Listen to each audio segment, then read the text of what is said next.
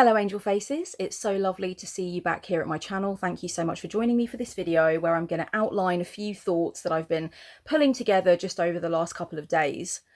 Might be a little bit sacrilegious to ask the question, but how much witchcraft is too much witchcraft? That's what I want to talk about a bit today. As always, I'm very interested in what people have to say down in the comments, but for this video particularly, I would really be interested to know. Please, if you have any thoughts on this, if you agree, if you vehemently disagree, if you have your own experiences of finding that you needed to put the wand down and slowly back away, then I would love to know about it. So, okay, there's a few different directions I want to go in this video. As always with my videos nowadays, darlings, there are going to be timestamps. I will leave them down in the description for you so you can jump around, jump up and get down, do the House of Pain thing if you should so choose. And I suppose it gives you a little bit more of a heads up about where this is going and if you actually want to invest your time in it. Time is a very valuable currency. Okay, first thing I want to talk about when it comes to potentially needing to back away from witchcraft, needing to feature witchcraft less in your life, or even just any spiritual paradigm. You don't necessarily have to identify as a witch per se to get what I'm saying here.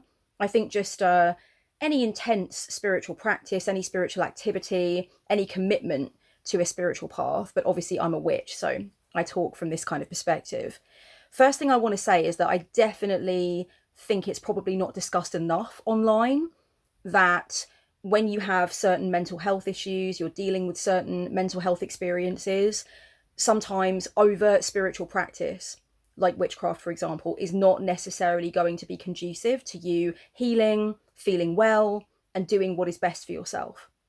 Certainly, a lot of the practices within witchcraft can leave us feeling very ungrounded and not very moored, not very tethered to the earthly realm and to consensus reality and to linear time, etc. We are doing a lot of cosmic fandangos in the astral, darlings. Lots of very far out stuff at times.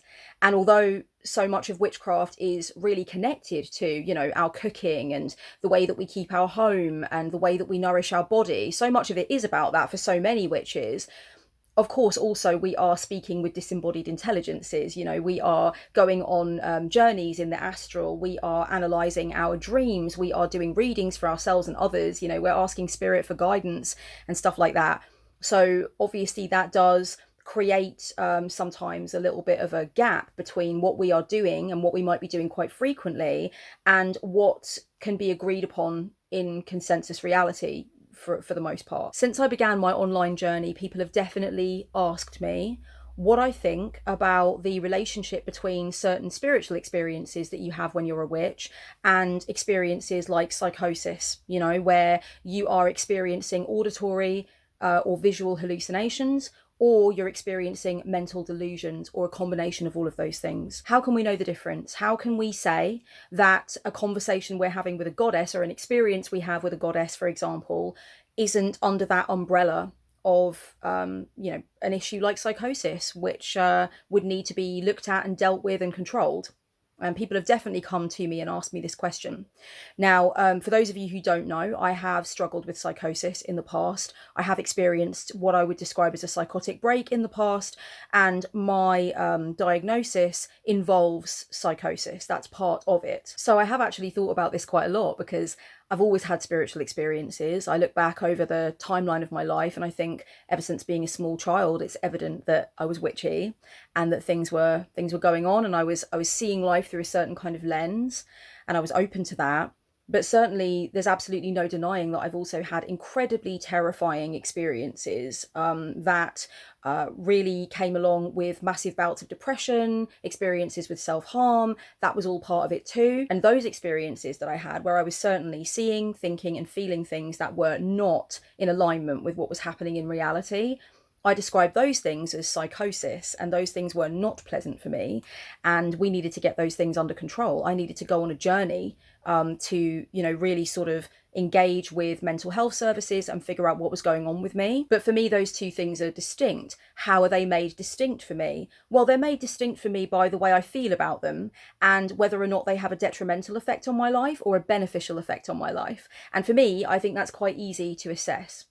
And maybe I'm lucky in that way. But for me, I really feel as though it's quite easy for me to figure out, when I look objectively at what's happening in my life, whether or not something is actually good for me, empowering for me, strengthening for me, interesting and exciting for me, versus something that is destabilizing for me. It's harmful, it's painful, I don't enjoy it, or I do enjoy it, but it's clearly concerning to everybody else around me. And when you look objectively at it, it's not providing me with anything that you could say was beneficial, you know. So sometimes when people deal with things like psychosis, they very much enjoy their delusions, they very much enjoy their hallucinations. However, you can clearly see objectively from an outside perspective that the experience is doing nothing for them, it's detrimental to them, it's making them unsafe, it's making other people around extremely worried, you know. So to me, that line of demarcation can be assessed through whether or not something is beneficial or not.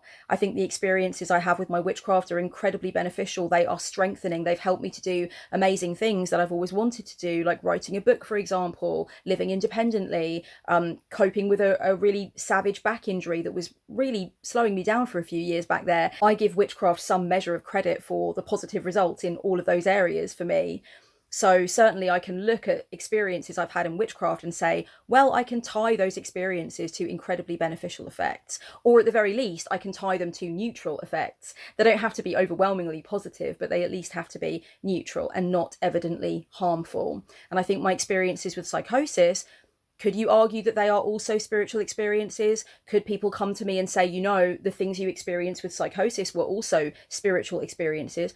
Sure. I mean, okay, maybe it's a question of semantics, but the reason that I categorize certain things I went through as, you know, harmful and painful bouts of psychosis is because they were doing nothing good for me. They were interfering with my ability to function in consensus reality. They were either very scary to me, or they were making it impossible for me to, you know, really just do what I needed to do and talk to people, you know, with a measure of understanding between us. And so to me, that's where those two things are separate.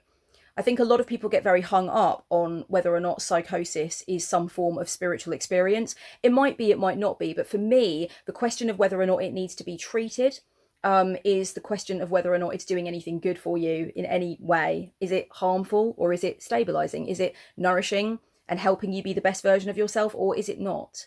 So that's how I, you know, came to make my peace with the difference. There are, without any shadow of a doubt, people who wandered into spiritual practice and spiritual discussion and found themselves being less and less and less tethered to consensus reality, less and less capable of speaking to people without being, you know, really invested in these paradigms. You know, I think, for example, that it's very healthy for me to be able to have an entire conversation with somebody who's not a witch and never at any point bring up anything to do with my beliefs or my craft, anything like that.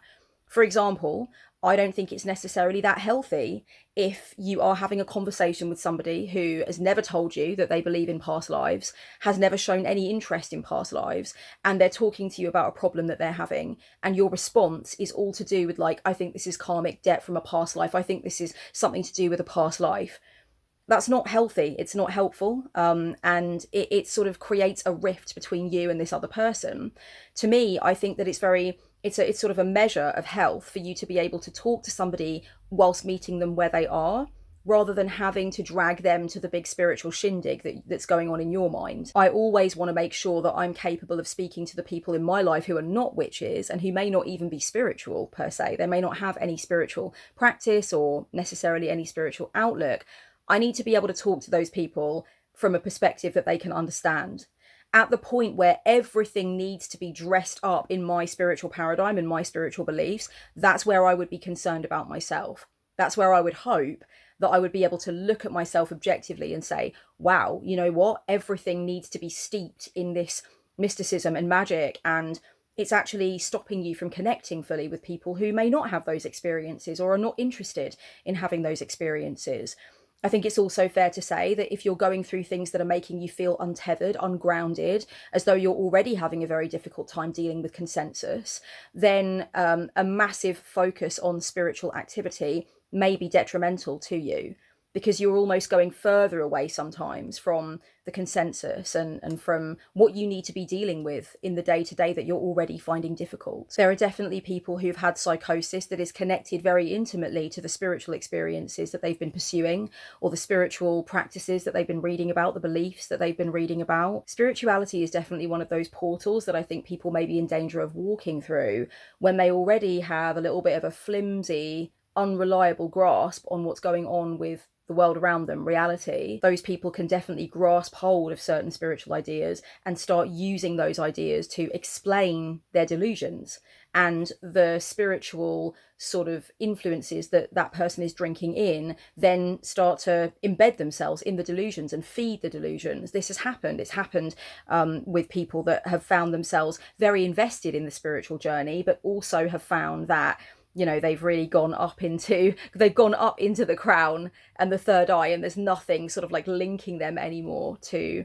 what is happening in the earthly realm, and feeling adjusted to the earthly realm, feeling able to take care of themselves and able to understand where other people are coming from without the many lenses of these paradigms. For me, I like to think that I have a sort of results-based perspective on everything that I'm doing with my witchcraft. So I'm really interested in what it's actually providing me with, how my life is shaping and changing and developing with witchcraft as a part of it. And I think I can see the evidence of beneficial results. And so that's what causes me to feel like, okay, I'm on the right track with this. I think there are certain ways of figuring out if you've gone a little bit wayward and if your witchcraft is starting to have a detrimental effect on your sense of, you know, being in reality. You know, for one, as I said before, you can look at how are things going in your life? How are your connections with people if that's important to you? How is your work going if that's important to you? How do you feel about yourself? How do you feel about things that you're pursuing? You know, your general sense of well-being, etc. Can you see that that is being fortified by the witchcraft you're doing? Are you finding that you're losing people in conversations by bringing up lots of things that are going on in your personal spiritual experience? Are you finding that you want other people to believe what is happening in your spiritual experience, and you really want them to understand the things that matter to you, and you want the things that matter to you to matter to other people, and that's very important to you? If the answer to that question is yes, that might be a sign that something is going on that is a little bit extreme, something that is unhelpful, because it really shouldn't matter to us that the people around us like really believe in past lives, or really believe in magic, or really believe in demons or whatever. And so if you're starting to bring every conversation back around to that in a circular way, or you're trying to hinge everything onto your own particular set of spiritual beliefs, that might be a sign that you need to kind of like put the witchcraft down for a bit. Go for a walk, you know, put your feet on the grass, deeply breathe in the air, make yourself a good solid meal with some slow release complex carbohydrate in it, and just really savor that meal. You know, just get back to the absolute basics and just put the woo-woo stuff aside for a minute. Another way that you might be able to recognize that witchcraft has become detrimental to your mental health is if you feel like you always need to have a sign, or you always need to confirm something with spirit before you make any kind of decision. Maybe you've taken it to a place therefore where it is disempowering for you, and you feel like it's kind of controlling you, and instead of making decisions about what your next move is going to be, you are asking something else to always provide you with that. Now, I don't think there's anything wrong with leaning into our intuition or asking for signs. You know, that's something that I regularly do. I know it's something a lot of witches do, so I'm definitely not saying that that's wrong, but I think it's about looking at the extreme to which we may have taken that and recognizing that, like, okay, something has gone a little bit awry here. You know, I'm actually not allowing myself to be someone that steers my own ship, and I might need to look at that kind of thing. I think we can definitely overdo it on spells, and we can definitely also overdo it on readings.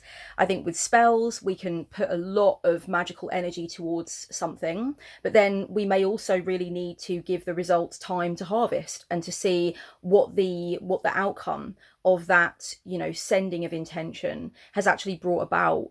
So for some people, it's hard not to be impatient. And in the waiting process, wanting the results that you want, you might start to pile another spell on top of another spell and start throwing more and more at it. and actually not really giving any, not allowing really any room for the results to come through and for you to really see that, like, oh yeah, that is the result of my spell, kind of thing. So I think we do need to allow, you know, the results of a spell to come about before we insist that we are going to put more on it and more on it. And I think sometimes that can just be frustration, it can be impatience, sometimes it can be desperation. You know, I think it's probably best that we don't forget that spellcraft is something that we often turn to when we're on the fringes, when we are desperate in some way. You know, when we really have exhausted all of our mundane possibilities. And so I think maybe if we are very nervous to have the result, we might sort of, you know, do too much. And I think we can also have too many workings going on for too many different things. Sometimes we're running ourselves ragged. That can definitely be a reason to pull away from at least the spellcasting aspect of witchcraft anyway. There are obviously so many other things that we can be getting on with. I think it's more common actually for people to overdo it on readings than it is for people to overdo it on spells.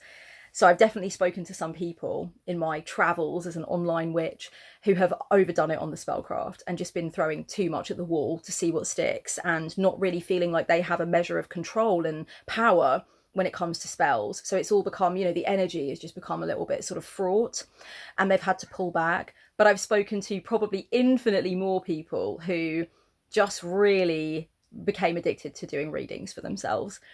And it was either every single decision had to be, you know, they had to check with the cards, couldn't do anything without feeling like, you know, the cards or whatever divination tool had to be consulted first.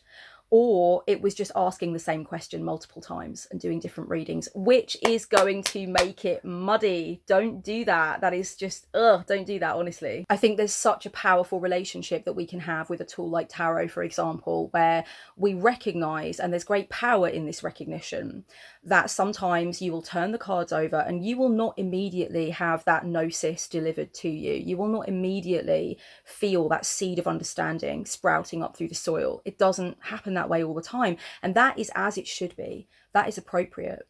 Sometimes it is appropriate that we have sacred delay in our understanding of something. Sometimes it is healthy that we sit and we allow ourselves to contemplate and we think, this is a tasty little Rubik's Cube of a situation, isn't it? Let me really let myself sit with it, you know? And I think sometimes if we want to pull that slot machine with the cards, that instant gratification slot machine where we didn't get 3 cherries, or we didn't get, you know, we didn't get that instant satisfaction, we can like pull again and pull again every day, the same question, you know.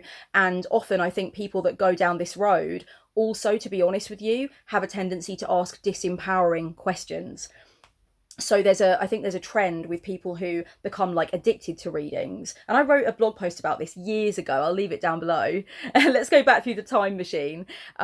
There's a tendency for people who get addicted to readings to also ask yes or no questions, and questions that are more focused on an absent third party. So for example, does he still love me? Is he going to come back to me? Those kinds of questions. Yes or no questions. So it's cut and shut. There's no room really for reflection or for doing your own work about something or deciding what you think for yourself. Yes or no questions can often be disempowering in that way. I'm not saying always, but I certainly don't use yes or no questions for that exact reason.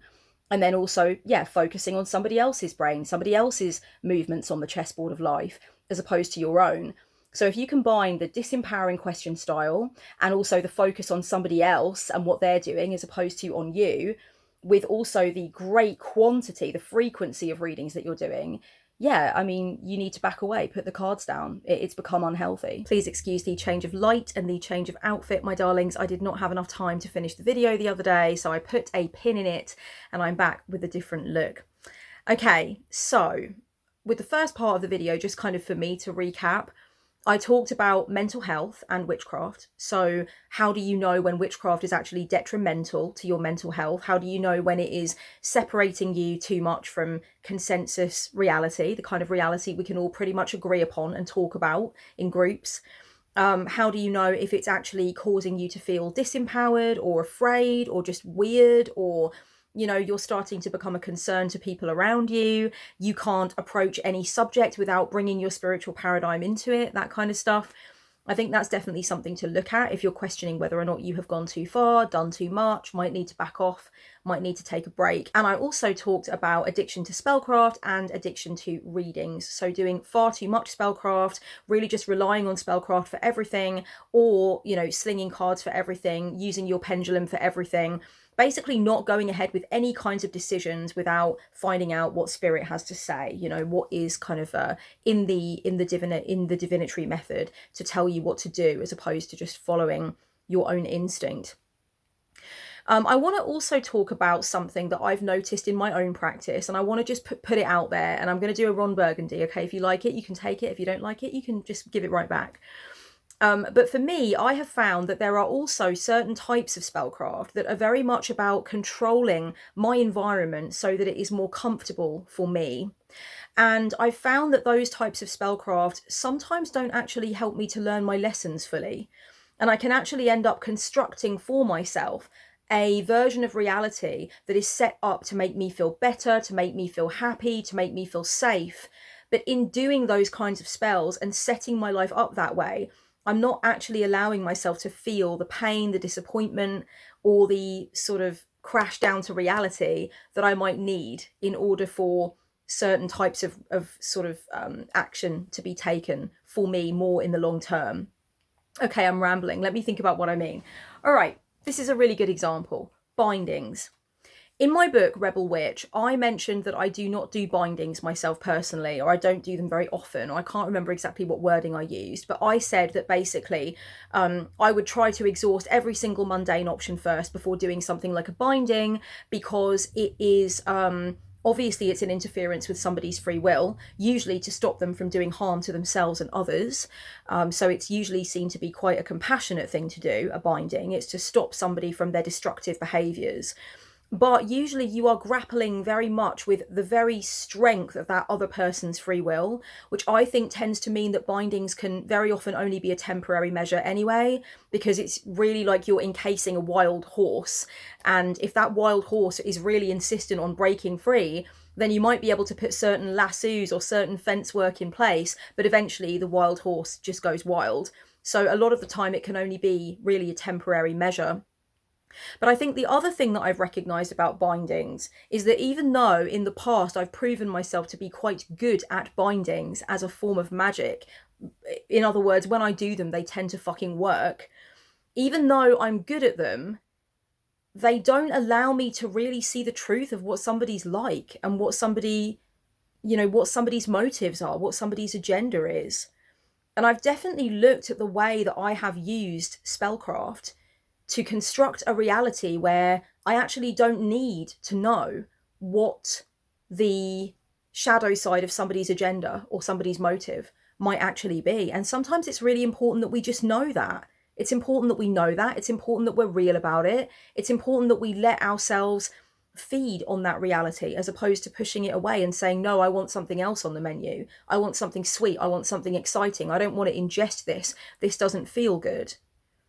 And I had an experience last year where I knew, this is like really getting deeply personal about my own practice here, darlings. I knew in my heart of hearts that I really wanted to do a binding, and I wanted to do a binding on 2 people, and I didn't, because even though I knew that if I didn't bind them, they would probably do something to really hurt and upset me, I also knew that you can't live your fucking life that way.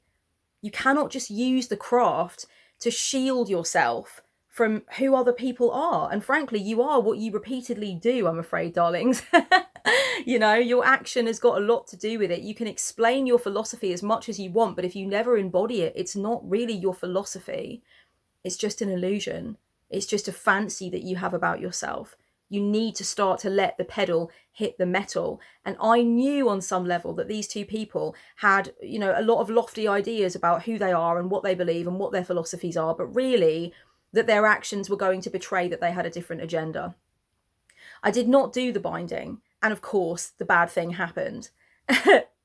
And you know what? Good. I that was a lesson that I needed to learn for myself as a magical practitioner. I think that it can be definitely a sign that we've done too much, or that we're maybe just thinking about our witchcraft in perhaps a bit of an unhealthy way, if we are using it to set up situations where we never get hurt and we never have to really understand what somebody else's whole deal is. You know, that's actually kind of a get out of jail free card for them, and it's also a get out of jail free card for you, so that you don't have to really feel into the depth of what it means to understand where somebody else's mind is at and what somebody else is capable and willing to do to you. So, you know, I guess that's something that you can, as I said, take or leave. But I think sometimes we can actually have a perspective on what witchcraft is for that may not always be the healthiest perspective, where we're almost looking at our witchcraft and saying, well, if I do this, if I bind here and I banish here and I do a love spell here and I do a release spell here, I'm never going to have to feel into the pain of the reality of betrayal, or the reality of knowing I was wrong about somebody, or the reality of feeling left out, feeling rejected, knowing that the place I'm living isn't the place I should be, you know, knowing that I need to go and do something else, or I need to challenge myself, I need to grow. We can definitely use magic as a way to sort of delay that realization, put a pin in that realization, sometimes for years. I believe that you can probably use magic to keep patching up a rotten marriage for a long time before you're finally like, you know what, let's see what happens if I don't do a load of spellcraft to make everything go smoothly, or to kind of, you know, to help things along in some way. Whether that's in terms of what you're doing for yourself and how you're behaving, and magic to help you operate better in the marriage, or whether it's magic to make the other person do what you want to do. You know, in the end, we have to acknowledge when we're being a bit of a puppeteer. And this led me on to another sort of mode of thought about banishing. Now, for me, banishing is a really potent form of magic that I think we sometimes can definitely turn to when there's an abuser in our midst, or somebody that is just playing so many games and being so fucking toxic in their behavior, that banishing is a really good idea. I think sometimes we can have a banishing that is like by any means necessary in any way that can happen, and other times you can have a banishing where you very much stipulate that you want the person to move away, or you want the person to just find a new group of friends and just stop sort of interacting with the people you're hanging out with or whatever. I think that there can, or, you know, have another job and go abroad, or whatever the case might be. I think you can try and stipulate if you want to, because obviously I think if you put a lot of energy into a banishing really broadly without any stipulation, you must be careful, because, you know, we may be able to banish people in all kinds of ways. But anyway, that's a completely different video. But I thought a similar thing about banishing, baby cakes, that I think banishing can be such an important form of really defensive magic, where we are protecting ourselves and those around us, and it really needs to get done. Banishing can also be something that just stops you from having to interact with people that you don't particularly care for, or who give you a bad vibe, or who have hurt you in some way. And, you know, isn't that us kind of running away from reality a little bit, running away from the work we may need to do, sort of putting a block up against lessons that we may actually need to receive, information, understanding, pain that we may actually need to get to grips with and come into contact with? Magic can shield us from these things. And so I think that might be a question we need to ask ourselves about witchcraft too. And in fact, you could start by just saying, okay, what were the last 5 reasons that I did magic? What were the last 5 things I did any kind of magical working for? And ask yourself, in each of those situations, what was the motive? Was the motive to make people dance to your tune? Was the motive so that you could be a puppeteer in the situation and make sure that people don't hurt you, or people do something nice for you, or everybody does what you want them to do? Is that why you're using magic? Because if that's why you're using magic, is there something that you're actually supposed to be really looking in the fucking face, and you're using magic to prolong that sense that, like, no, there's nothing here, there's nothing, no, everything's fine, banishing, binding, love spell, fine. And I think sometimes we have to just look at that and say, what am I doing all of these workings against? Is the true magic that I need to receive and the true magic that I need to do actually the magic of looking at the monster that I'm trying to keep on the sidelines by constantly creating sacred space around every scenario I come across? Do I need to accept that I'm magically protecting myself from something that I need to allow to hit me right between the eyeballs? You know, just a thought. It's just a thought, darlings. The final thing I want to talk about in this video is slumps and actually just letting them happen. I really do believe that sometimes a slump is just a reset, and I think a lot of witches worry about it, particularly if they feel that in their eyes it's been going on for a prolonged amount of time.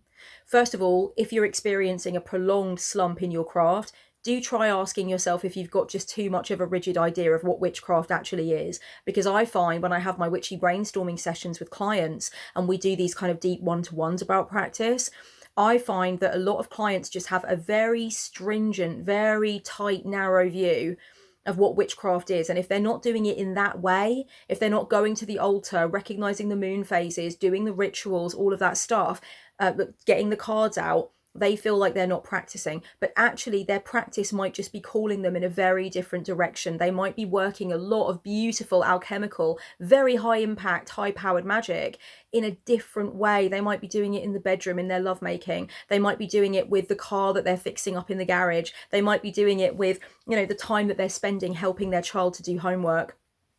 I really feel like sometimes we need to acknowledge that we are witching, but we do not necessarily feel called to take it to the altar. It is happening, perhaps very consciously, in a different area. But if somebody walked in on it, they wouldn't call it witchcraft. And that's the test, darlings.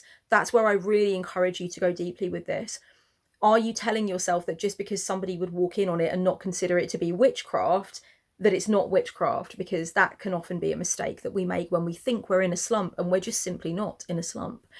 But if you are in a slump as in you feel disconnected from spirit, you feel disconnected from deity, you feel disconnected from your identity of being a witch, you know, that your witchhood feels somewhere very far off, darling, sometimes that can just literally be a reset. And if we force ourselves through the slump, we can actually deny ourselves, deprive ourselves of that lovely sacred delay. And that's that sort of sacred hanged man, just chilling out, you know, just kind of like cleansing ourselves inside kind of a vibe before we come down, let ourselves down from the tree and do something different. So I suppose in other words, what I'm doing is I'm ending this video by saying that if you feel like you're in a slump, maybe that is your spirit's way of saying, yeah, you are due a little break from doing things in this way or thinking about things in this way. And please don't assume that that means you're never going to come back to the power and the inspiration that you had before. It will come back in a different form. Please do not think in any way that I'm saying that it's not important to be consistent in practice and it's not important to be dedicated. In fact, I've done a whole video about consistency in practice and I will leave it down below for you if you would like to know more what my thoughts are on maintaining that consistency. Because I do think if we can, and if we know that that's what's good for us, it can be really fruitful. It can be really informative on a deep internal level. However, yeah, I do think there's space for slumps, and I do think slumps are not always what we think they are. And I do think it could be time for us to lean in and listen when a slump is taking place. So I thought I would put that in there. Okay, darlings, a few announcements before I leave you, love you and leave you. You have a couple more days to get signed up to the Pop-Tarts Patreon tier if you want to be involved in the Rebel Witch Book Club that begins in May and ends at the end of July. We're going to go through the chapters in the book together as a group. Everybody in the Pop-Tarts tier is going to be given access to the book club live streams. They are available on playback if you cannot make the times when I'm actually going to be going live, of course.